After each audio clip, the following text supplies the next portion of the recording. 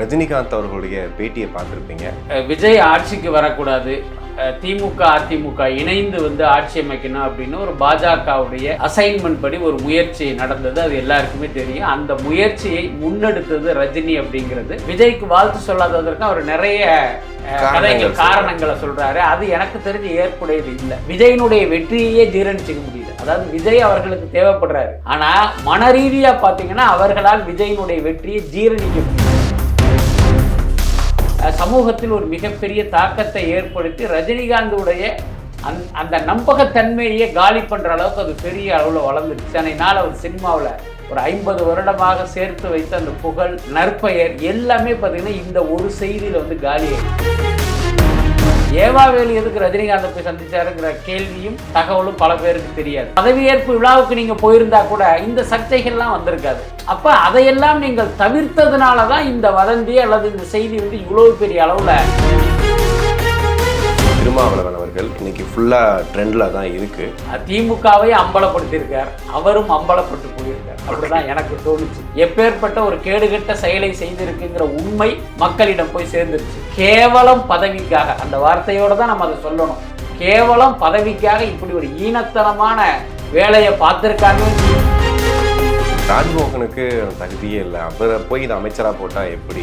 தொடர்ந்து ராஜ்மோகன் குறிவைக்கப்பட்டுக்கிட்டே இருக்காரு. அதனுடைய தொடர்ச்சி தான் இந்த இது. என்ன காரணம், அவர் ஒரு ஒடுக்கப்பட்ட சமூகத்தை சேர்ந்தவர். ஒரு ஒடுக்கப்பட்ட சமூகத்தை சேர்ந்தவருக்கு இப்படி ஒரு போர்ட்போலியோ கிடைக்கிறதுங்கிறதே மிகப்பெரிய விஷயம். அப்ப அதை நம்ம எந்த அளவுக்கு அதை கைதட்டி வரவேற்கணும். ஆனா அவரை டார்கெட் பண்ணி இப்படி ஒரு கருத்து போடுறது இருக்குல்ல, அது ரொம்ப ரொம்ப தவறானது.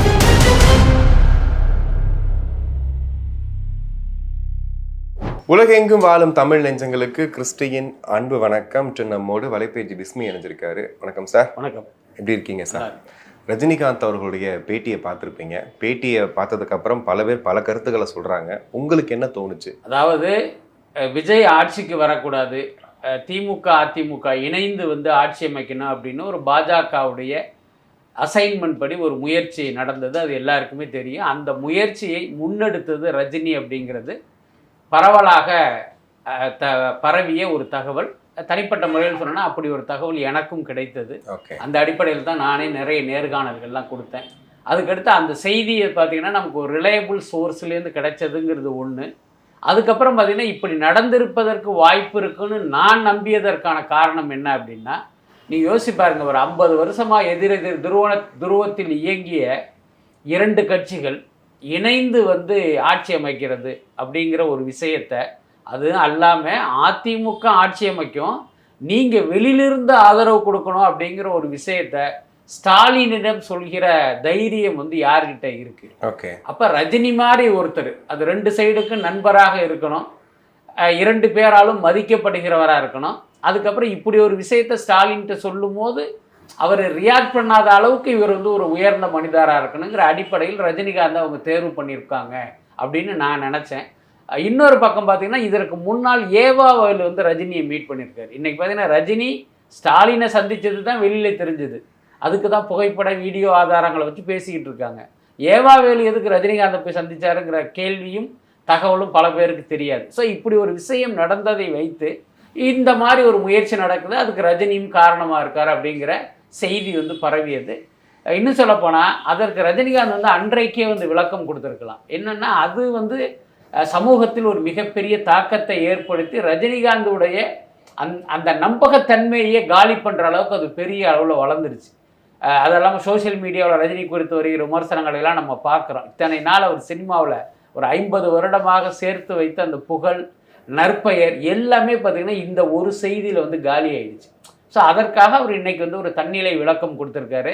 அது அந்த பேட்டியை பார்க்கும்போது எனக்கு ரொம்ப சிறுபிள்ளைத்தனமாக இருந்தது அவருடைய பேச்சு எல்லாமே. இதுக்கு நான் விளக்கம் கொடுக்கணும்னு நினச்சி நான் ஏர்போர்ட் போகும்போது அந்த ரிப்போர்ட்டர்ஸ்லாம் பார்ப்பேன், அவங்க இருக்க மாட்டாங்க. அப்புறம் வரும்போது ரிப்போர்ட்டர்லாம் இருக்காங்களான்னு கேட்பேன், இருக்க மாட்டாங்க அப்படின்னா என்ன அர்த்தம்? அப்போ செய்தியாளர்கள்ங்கிறவங்க ஒரு ஏர்போர்ட் வாசலில் மட்டும்தான் அவைலபிளாக இருப்பாங்களா, வேறு எங்கேயுமே இருக்க மாட்டாங்களா? இப்போ ரஜினிகாந்த் பத்திரிகையாளர்களிடம் ஒரு செய்தி சொல்ல நினைக்கிறார் அப்படின்னா உலகத்தில் இருக்கிற மீடியாக்கள் எல்லாமே உங்கள் வீட்டில் குடிஞ்சிருவாங்களே, அது ஒரு பெரிய கம்பசுத்திரமா என்ன? அதனால் அந்த விஷயங்கள்லாம் நமக்கு ஏற்புடையதில்லை.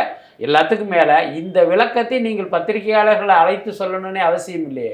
எப்போ இப்படி ஒரு கருத்து ரஜினியுடைய பார்வையில் சொல்லணும்னா ஒரு தவறான கருத்து, பொய்யான கருத்து பரவியதோ அன்னைக்கே நீங்கள் அறிக்கை மூலமாக அதுக்கு ஒரு விளக்கம் கொடுத்துருக்கலாமே. அதை ஒரிஜினல் சொன்னதுக்கே நீங்கள் வந்து துருதுருன்னு ஒரு அறிக்கை விட்டவர் தானே. உங்களுக்கு அறிக்கை விடுவது ஒன்றும் புதிய விஷயமும் இல்லை. இன்னைக்கே அவர் வந்து பதில் பேசுகிறார் அப்படின்னா அதற்கு நிச்சயமாக ஒரு காரணம் இருக்கும். அந்த காரணம் என்று நான் யூகிப்பது என்ன அப்படின்னா, சோஷியல் மீடியாவில் ரஜினி குறித்து வருகிற அந்த எதிர்மறையான தாக்குதல்கள் தான் காரணமாக இருக்கும்னு நினைக்கிறேன். ஓகே, ஆனால் ஆரம்பத்துலேருந்தே இந்த அரசியலுக்கு நம்ம வரல, ஆனால் விஜய் வந்துட்டு ஜெயிச்சிட்டாரு அப்படிங்கிற அந்த எண்ணம் வந்து விஜய் அவருக்கு ரஜினி இருக்குன்னு சொல்லி சொன்னாங்க. அந்த பேட்டியில் வெளிப்பட்டுச்சா அந்த ஒரு பொறாமை, வன்மம்ன்ற மாதிரி விஷயங்கள்லாம் வெளிப்பட்டுச்சா? இல்லை, அடிப்படையில் நீங்கள் புரிஞ்சுங்க, ரஜினிகாந்த் வந்து ஒரு நடிகர். 50 வருடங்களாக சினிமாவில் இருக்கிற ஒரு நடிகர் தன்னுடைய உணர்ச்சிகளை கட்டுப்படுத்தி கொண்டு தான் என்ன சொல்ல நினைக்கிறோமோ அதை மட்டும் சொல்கிற வல்லமை வந்து ரஜினிக்கு உண்டு. அதனால் இந்த பேட்டியில் அந்த பொறாமை உணர்வு வெளிப்பட்டுதா இல்லையா அப்படிங்கிறத வச்சு ரஜினியை வந்து நம்ம எடை போட வேண்டிய அவசியம் இல்லை. அதுதான் முக்கியமான விஷயம். எல்லாத்துக்கும் மேலே ரஜினியை நீங்கள் மனிதராக நினைத்தால் எல்லாருக்கும் ஏற்படுகிற அந்த எண்ணம் நிச்சயமாக ரஜினிக்கு இருக்கும். இல்லைங்க ரஜினிகாந்த் கடவுளுங்க அப்படின்னு நீங்கள் நினச்சிட்டீங்க அப்படின்னா அப்படி ஒரு உணர்வு ரஜினிக்கு ஏற்பட்டிருக்காது. அப்போ நாம் ரஜினியை யாராக பார்க்கிறோம் அப்படிங்கிறத வச்சு நீங்கள் ரஜினியுடைய மன உணர்வுகள் எப்படி இருக்குங்கிறத முடிவு பண்ணிக்க வேண்டியதுதான். இண்டஸ்ட்ரியில் ஏதாவது படம் ஹிட் ஆகுது அப்படின்னா ஃபோன் பண்ணி வாழ்த்துக்கள் சொல்கிறது, நேராக கூப்பிட்டு வாழ்த்துக்கள் சொல்கிறது. இப்போ இண்டஸ்ட்ரியிலேருந்து ஒருத்தர் சிஎம் ஆயிருக்காரு, அவரை அழைச்சி வந்து வாழ்த்து சொல்கிறதுக்கோ இல்லை விஜய் அவர்கள் அவரை கூப்பிடுறதுக்கோ என்ன அங்கே உள்ள ஒரு முரண்பாடு இருக்குது? இல்லைங்க, முதல்ல புரிஞ்சுங்க. இவர் என்ன சொல்கிறாருன்னா, விஜயை சந்திக்காததற்கும் விஜய்க்கு வாழ்த்து சொல்லாததற்கும் அவர் நிறைய காரணங்களை சொல்கிறாரு. அது எனக்கு தெரிஞ்சு ஏற்புடையது இல்லை. அதாவது ஒருத்தர் வெற்றி பெற்றால் அவருக்கு வாழ்த்து சொல்வதற்கும் அவரோட தன்னுடைய நெருக்கத்தை காட்டிக்கொள்வதற்கும் ஒரு பெரிய கூட்டம் அலையும். ஒரு காக்கா கூட்டம் எப்பயுமே தயாராக இருக்கும். சினிமா துறையிலேயே நம்ம பார்க்குறோம். என்ன, ஸோ அந்த கூட்டத்தில் நாம் ஒருவராகி விடக்கூடாது அப்படிங்கிறதுனால ரஜினிகாந்த் ஒதுங்கி இருந்தார் அப்படின்னா அது உண்மையிலேயே ஒரு நல்ல பண்பு. அதை ரஜினிகாந்த் நம்ம உண்மையிலேயே பாராட்டணும். ஏன்னா இந்த திரையுலகம் மாதிரி இந்த ஆட்கள் மாதிரி நீங்கள் அவர்களோடு ஒருவராக நிச்சயமாக நீங்கள் இருக்க வேண்டியது இல்லை. அதில் மாற்றம் இல்லை. நம்ம என்ன சொல்கிறோம் அப்படின்னா, நீங்கள் வந்து அவர் தேர்தலில் ஜெயிச்சப்போ அவருடைய வெற்றிக்கு வந்து நீங்கள் ஒரு வாழ்த்து சொன்னீங்க. அதுக்கப்புறம் பார்த்தீங்கன்னா அவர் முதல்வராகிறதே ஒரு பெரிய போராட்டமாக இருந்து அதுக்கப்புறம் விஜய் வந்து அந்த முதல்வர் இடத்துக்கு வந்திருக்காருங்கும் போது அதற்காகவும் நீங்கள் ஒரு பாராட்டை தெரிவிச்சிருந்தா இந்த வதந்தி அல்லது இந்த செய்தி இவ்வளோ பெருசாக வளர்ந்துருக்கு. புரியுதா இல்லையா? அதுதான் இங்கே ஒரு முக்கியமான விஷயம். அதுக்கு அடுத்து முதலமைச்சர் விஜய் வந்து பதவியேற்கும் போது வெகு சிலருக்கு தான் அழைப்பிதழே போய் சேர்ந்தது. திரையுலகினர் பல பேருக்கு அழைப்பிதழ் கொடுக்கப்படலை. என்ன காரணம்? ஒரு 8 மணி வாக்கில் தான் அவங்க கைக்கே வந்திருக்கு. ஆனால் இப்போ ரஜினிகாந்த் போன்றவர்களுக்கு அழைப்பிதழ் கொடுக்கப்பட்டிருக்கு. ஸோ அந்த மாதிரியான ஒரு பதவியேற்பு விழாவுக்கு நீங்கள் போயிருந்தா கூட இந்த சர்ச்சைகள்லாம் வந்திருக்காது. அப்போ அதையெல்லாம் நீங்கள் தவிர்த்ததுனால தான் இந்த வதந்தி அல்லது இந்த செய்தி வந்து இவ்வளோ பெரிய அளவில் விஸ்வரூபம் எடுத்திருக்கு. அதையும் புரிஞ்சுக்கணும். அதாவது ரஜினிகாந்த் மீது இன்றைக்கு இப்படி ஒரு தகவல் பரவியதற்கு காரணம் யாரோ ஒரு கிளப்பி விட்ட அந்த தகவல் மட்டும் காரணம் இல்லை, உங்களுடைய செயல்பாடுகளும் காரணம். அதையும் வந்து ரஜினி புரிஞ்சுக்கணும். ஓகே, ஆனால் சம்பிரதாயத்துக்குலாம் நான் பார்க்க மாட்டேன் யாரையும், நான் எப்போவுமே பர்பஸாக தான் பார்ப்பேன் அப்படின்னாரு. ஆனால் மு.க. ஸ்டாலின் அவர்கள சந்திச்சதையும் எல்லாரும் எடுத்து போடுறாங்க. அது மட்டும் சம்பிரதாயம் இல்லையா? எதுக்காக அங்கே போய் பார்த்தீங்க அப்படின்றது. அப்போ அவருக்கு மனசில் அந்த விஷயம் இருக்க தானே செய்யுது. அதாவது ஒரு விஷயம் புரிஞ்சுங்க, இப்போ சம்பிரதாயமாக நான் எதுவுமே செய்ய மாட்டேன் அப்படின்னா அப்போ விஜய் ஜெயிச்சதுக்கு நீங்கள் எதுக்கு ட்விட்டரில் வாழ்த்து சொன்னீங்க? வாழ்த்து சொல்வதும் ஒரு சம்பிரதாயம் தானே. அதுக்கப்புறம் நரேந்திர மோடி எது பண்ணாலும் துருதுருன்னு வாழ்த்தும் பாராட்டும் சொல்றவர் தானே நீங்க. அப்ப அதெல்லாம் எந்த கணக்கில் சேர்க்கிறது? அதுக்கப்புறம் இப்ப நான் கேட்கறது என்னன்னா, இப்ப ஸ்டாலினை போய் நீங்க சந்திக்கிறீங்களா, அதுவும் கூட சம்பிரதாயம் தானே, அதையே நீங்க செய்றீங்க. அதான் ரஜினி கிட்ட ஒரு குழப்பம் என்னன்னா, அவர் வந்து ஒரு நடிகர் தான், அதே நேரம் அரசியல்வாதி ஆகணும்னு ஆசைப்பட்டாரு, அது நடக்கலை. இப்ப பாத்தீங்கன்னா அந்த ஒரு திரிசங்கு நிலை மாதிரி இதுல ஒரு கால் அதுல ஒரு காலாக அவர் இருக்கிறார். அதுதான் விஷயம். ரஜினி வந்து முதல்ல முடிவு பண்ணிக்கணும், நாம் நடிகரா அரசியல்வாதியா.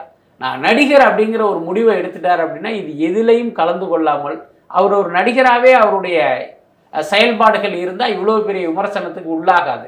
இப்போ ஸ்டாலின் வந்து உங்கள் நண்பர், ஜெயிச்சிட்டாரா ஃபோன்லேயே பாராட்டுங்க, தோத்துட்டாரா ஃபோன்லேயே ஆறுதல் சொல்லுங்கள், யாருக்கும் தெரிய போகிறதில்ல. கடந்த காலங்களெல்லாம் அதுதான் நீங்கள் பண்ணியிருப்பீங்க. அது எதுவுமே நமக்கு தெரியுமா? தெரியாது. ஆனால் இன்றைக்கி நீங்கள் நேரில் போய் அவருக்கு ஆறுதல் சொல்லி அந்த புகைப்படங்கள் வெளியில் வந்ததுனால வந்த விளைவு தானே இது. அதுக்கப்புறம் நீங்கள் தோல்வி அடைந்தவரை போய் பார்த்தீங்க, அது ஒரு நல்ல பண்பு. அதே வேகத்தில் வெற்றி பெற்றவரையும் நீங்கள் பார்த்துருந்தா அது இன்னும் பெரிய அளவில் நீங்கள் கொண்டாடப்பட்டிருப்பீங்க. அதனால் எனக்கு இந்த விஷயங்கள் எல்லாத்துக்குமே ரஜினியும் வந்து ஒரு முக்கியமான காரணமா இருக்கு. ஓகே, அவர் ஒரு அரசியல் முக்கியமான ஆள் நினைச்சிட்டு இருக்காரு இன்னமும். அந்த நம்மளுக்கு சொல்லக்கூடிய வார்த்தைகள் வந்து அரசியல் ஒரு மாற்றத்தை ஏற்படுத்தும், இம்பாக்ட் ஏற்படுத்துன்ற ஒரு எண்ணம் இருக்கா? அதாவது அரசியலில் மாற்றத்தை ஏற்படுத்தும் அப்படின்னு அவர் நம்புறாரான்னு தெரியல. ஆனா அந்த அரசியல் கட்சி தலைவர்கள் தனக்கு முக்கியத்துவம் கொடுக்குறாருங்கிறத அவர் புரிஞ்சுக்கிட்டு இருக்காரு. இப்போ ஒரு ஸ்டாலினா இருக்கட்டும், மோடியா இருக்கட்டும், எடப்பாடியா இருக்கட்டும், யாராக இருந்தாலும் ரஜினி சொல்கிற விஷயத்தை வந்து அவங்க காது கொடுத்து கேட்பாங்க. ஏன்னா அந்த அளவுக்கு அவர் மதிக்கப்படுகிற ஒரு மனிதராக இருப்பதால் அந்த மாதிரியான ஒரு நட்பு இருக்கு. ஸோ அதை வந்து அவர் பயன்படுத்திக்க நினைக்கிறாருன்னு நினைக்கிறேன். எல்லாத்துக்கும் மேலே ரஜினிக்கு ஒரு அரசியல் இருக்கு, அதை ரொம்ப நம்ம புரிஞ்சுக்கணும். இப்போ என்ன கிட்ட கேட்டிங்கன்னா, இடதுசாரிகள் வந்து நாட்டை ஆளணும்னு நான் விரும்புவேன், அதுதான் இந்தியாவினுடைய மிகச்சிறந்த ஆட்சியாக இருக்கும் அப்படின்னு எனக்கு ஒரு தனிப்பட்ட நம்பிக்கை இருக்குது. ரஜினிகாந்த் போய் கேட்டிங்கன்னா வலதுசாரிகள் ஆளணுங்கிறது அவருடைய கொள்கையாக இருக்கும். ஸோ அது அமைவதற்கு என்னவெல்லாம் பாசிபிலிட்டி இருக்குது, நம்மளால் என்னவெல்லாம் உதவி பண்ண முடியும் அப்படின்னு அவர் வந்து முயற்சி பண்ணுறாரு. அது நம்ம பார்வையில் தவறாக இருந்தாலும் அவரை பொறுத்த வரைக்கும் அவருடைய அரசியலுக்கு அது சரி, அப்படிதான் நம்ம அதை எடுத்துக்கணும். கண்டிப்பாக. இன்னொரு பேட்டி பார்த்துருப்பீங்க, திருமாவளவன் அவர்கள் இன்னைக்கு ஃபுல்லாக ட்ரெண்டில் தான் இருக்குது. திமுக அதிமுக கூட்டணி இருக்கா இல்லையான்னு சொல்லி நம்ம பேசும்போது கூட நீங்கள் உண்மைன்னீங்க, ஆனால் வெளியில் வதந்தி அதுன்னு சொல்லிட்டு இருந்தாங்கன்னு. இன்றைக்கி அது சுத்தமாக முற்றுப்புள்ளி வைக்கிற மாதிரி அத்தனை கால், அவ்வளோ ப்ரெஷர் போயிருக்கதா சொல்லியிருக்காரு. அப்போ இது எல்லாமே நடந்திருக்கு, ஏன் மறைக்கப்பட்டது? அதாவது திருமாவளவனுடைய பேட்டியை பார்க்கும்போது எனக்கு என்ன தோணுச்சு அப்படின்னா, திமுகவை அம்பலப்படுத்தியிருக்கார், அவரும் அம்பலப்பட்டு போயிருக்கார், அப்படிதான் எனக்கு தோணுச்சு. இப்போ திமுக எப்படி அம்பலப்பட்டிருக்கு அப்படின்னா, அந்த அதிமுக ஆட்சி அமைக்க திமுக ஆதரவு கொடுக்குறாங்க அப்படிங்கிற செய்தி வெளியான போது ஆர்எஸ் பாரதி போன்றவர்களாம் அதை வந்து கடுமையாக மறுத்தாங்க. இது வந்து ஒரு கற்பனை, அப்படியெல்லாம் கிடையாது, நாங்கள் அப்படி பண்ணிடுவோமா அப்படின்ட்டு அந்த செய்தியை யாரெல்லாம் சொல்கிறார்களோ அவங்கள விழுந்து புராண்டிக்கிட்டு இருந்தாங்க. இன்னைக்கு திருமாவளவனுடைய பேட்டி மூலமாக அது வெளிப்படையாக இவர்கள் இப்படி ஒரு முயற்சி எடுத்தாங்க அப்படிங்கிறது தெரிஞ்சிருச்சு. இதன் மூலமாக திமுக எப்பேற்பட்ட ஒரு கேடுகட்ட செயலை செய்திருக்குங்கிற உண்மை மக்களிடம் போய் சேர்ந்துருச்சு. அதுக்கப்புறம் திருமாவளவன் அவர் பார்த்தீங்கன்னா இந்த விஷயமெல்லாம் தெரியாத மாதிரியும், அப்புறம் அவரை வந்து முதல்வராக முன்னிறுத்துகிற முயற்சி தனக்கு தெரியவே தெரியாது, நண்பர்கள் சொல்ல கேள்விப்பட்டேங்கிற மாதிரிலாம் சொன்னார். அதாவது இவருக்கு துணை முதலமைச்சர் கொடுக்கணும்னு சிந்தனை செல்வன்னு ஒரு அறிக்கை விடுறாரு. துணை முதலமைச்சர் என்ன, திருமா வந்து முதலமைச்சர் ஆகிறதுக்கான வாய்ப்பு இருக்கு, நாளைக்கு பாருங்க இது திருமா காலம் அப்படின்லாம் வன்னியரசு பேசிக்கிட்டு இருக்காரு. இது எல்லாத்துக்கும் அடிப்படை காரணம் திருமாவளவனை முதல்வராக முன்னிறுத்தி திமுக அதிமுக ஆதரவோடு ஒரு மந்திரி சபைங்கிற மாதிரியான ஒரு பேச்சுவார்த்தை போனதனுடைய விளைவு தான் அது. நிச்சயமா திருமாவளவனுக்கு தெரியும், தெரிஞ்சதுனாலதான் வன்னியரசு அப்படி போய் சொல்றாரு. ஆனா திருமாவளவன் என்ன சொன்னார், அப்படி விஷயமே எனக்கு தெரியாது, நண்பர்கள் சொல்ல கேள்விப்பட்டேங்கிற மாதிரிலாம் அப்படியே மழுப்பிக்கிட்டு இருந்தார். இன்னைக்கு அவருடைய பேட்டியில பாத்தீங்கன்னா அப்படி ஒரு விஷயம் நடந்ததை அவரே அட்மிட் பண்ணியிருக்காரு. ஸோ தன்னுடைய பேட்டியின் மூலமாக அவரும் அம்பலப்பட்டிருக்கார். திமுகவும் வந்து எப்பேற்பட்ட வேலையை பார்த்தாங்கிறது அவர் அடையாளம் காட்டியிருக்காரு. ஓகே, ஆனால் டிபேட்ஸில் இது ஒரு பெரிய டாப்பிக்காக வர்றதே இல்லையே. திமுக அதிமுக கூட்டணி பெரிய டாப்பிக்காக வர்றது இல்லை. ஆனால் இப்போ தாவேகா கூட அதிமுக உள்ளே வந்துருக்குது, அமைச்சரவையை கொடுத்துருவாங்களா அப்படின்ற அந்த பதட்டம் இருக்குது. ஆனால் இந்த டாபிக் ஏன் பெருசாக வர மாட்டேங்குது? அதாவது ஒன்று புரிஞ்சுங்க, தமிழ்நாட்டு ஊடகங்கள் வந்து ஒரு திமுக சார்பு நிலை எடுத்து ரொம்ப காலமாச்சு. அதாவது திமுக ஆட்சி பொறுப்பில் இருக்கிற அந்த காலகட்டத்தில் பார்த்தீங்கன்னா பல ஊடகங்களை அவங்க வாங்கிட்டாங்க மீன்ஸ் என்னன்னா அவர்களுக்கு ஆதரவாக திருப்பிட்டாங்க. அப்புறம் அந்த ஊடகங்களில் முக்கிய பொறுப்பில் இருப்பவர்கள், அதுக்கப்புறம் ஊடகவியலாளர்கள், இப்படி பல பேரை வந்து தங்கள் ஆதரவாளர்களாக மாற்றிட்டாங்க. அதற்கு காரணம் பணமா வேறு எதுவும் ஆசை காட்டினாங்களாங்கிறது மக்களுடைய யூகத்துக்கே விட்டுருவோம். ஸோ அப்படி ஒரு நிலைப்பாட்டில் இந்த ஊடகங்கள் இருப்பதால் அவர்களால் இந்த நிமிடம் வரை விஜயனுடைய வெற்றியே ஜீரணிச்சிக்க முடியல. அதாவது விஜய் அவர்களுக்கு தேவைப்படுறாரு, டிஆர்பி ரேட்டிங் எகிறுவதற்கு விஜய் குறித்த செய்திகள் தேவைப்படுது. விஜய் நின்னா நடந்தா உட்கார்ந்தா எல்லாத்தையும் லைவ் போட்டு அவங்களுடைய டிஆர்பி ஏற்றிக்கிட்டு இருக்காங்க. ஆனால் மனரீதியாக பார்த்தீங்கன்னா அவர்களால் விஜயினுடைய வெற்றியை ஜீரணிக்க முடியல. அதனால தான் நாட்டில் இவ்வளோ பெரிய விஷயம் நடந்தோம் அதை அப்படியே ஓரங்கட்டி வச்சுட்டு விஜய் குறித்து போட்டு உருட்டிக்கிட்டு உட்காந்துருக்காங்க. நியாயமாக நீங்கள் என்ன பண்ணணும் அப்படின்னா, திமுக அதிமுக எதிரெதிர் துருவமாக இருந்தாங்க, கேவலம் பதவிக்காக, அந்த வார்த்தையோடு தான் நம்ம அதை சொல்லணும், கேவலம் பதவிக்காக இப்படி ஒரு ஈனத்தனமான வேலையை பார்த்துருக்காங்கிறத மக்கள்கிட்ட கொண்டு போக வேண்டிய கடமை உங்களுக்கு இருக்கு. அதை கூட செய்யாம அதை அப்படியே இருட்டடிப்பு பண்ணிட்டு இப்போ விஜய் பற்றி பேசிக்கிட்டு இருக்காங்கன்னா இவர்களுடைய யோக்கியதை என்ன அப்படிங்கிறத நம்ம புரிஞ்சிக்க வேண்டியதுதான். ஓகே, விஷால் அவர்கள் போட்ட பதிவை பார்த்துருப்பீங்க. ராஜ்மோகனுக்கு தகுதியே இல்லை, அவரை போய் இது அமைச்சராக போட்டால் எப்படி அப்படின்னு ஒரு சொல்லியிருக்காரு. நீங்கள் எப்படி பார்க்குறீங்க? இல்லை, அதெல்லாம் வந்து ஒரு தவறான கருத்து. தவறானன்னு நான் ரொம்ப டீசெண்டாக சொல்கிறேன். அந்த அவருடைய கருத்து வந்து ஒரு வன்மையாக கண்டிக்கத்தக்க கருத்து தான். எல்லாத்துக்கும் மேலே நேற்று அவர் போட்ட உடனே பார்த்தீங்கன்னா நான் தான் அதுக்கு வந்து ஒரு கண்டித்து வந்து ஒரு ட்வீட் போட்டேன். எந்த அடிப்படையில் இப்படி சொல்கிறீங்க? அதுக்கடுத்து ராஜ்மோகன் யாருன்னே இவருக்கு தெரியாது. அவர் ஒரு படத்தை இயக்கியிருக்காரு, சில படங்களில் நடிச்சிருக்காரு, பல்வேறு தொலைக்காட்சி நிகழ்ச்சிகளில் பங்களிச்சிருக்காரு, மீடியாவில் இருந்தவர். அவர் இன்னும் சொல்ல போனால் கடந்த காலத்தில் செய்தி விளம்பரத்துறை அமைச்சராக இருந்தவர்களை விட அதிக அளவில் சினிமா தொடர்பு உள்ளவர் ராஜ்மோகன் தான். அதுவே விஷாலுக்கு தெரியல. ஏன்னா நீங்கள்லாம் வேறொரு கனவு உலகத்தில் வாழ்கிற ஆட்கள் தானே நீங்கள். அப்படி இருக்கும்போது எப்படி ஒரு கருத்தை சொல்லலாம்? நீங்கள் எடுத்து பார்த்தீங்கன்னா கிட்டத்தட்ட 77லேருந்து எடுத்துக்கிட்டிங்கன்னா ஆரம் வீரப்பன் ஒருத்தர் தான் சினிமா துறை சார்ந்த அந்த பதவி வகித்த ஒருத்தர். அதுக்கு அப்புறம் அந்த பதவியில் வகித்த யாருமே சினிமாக்காரங்களே கிடையாது.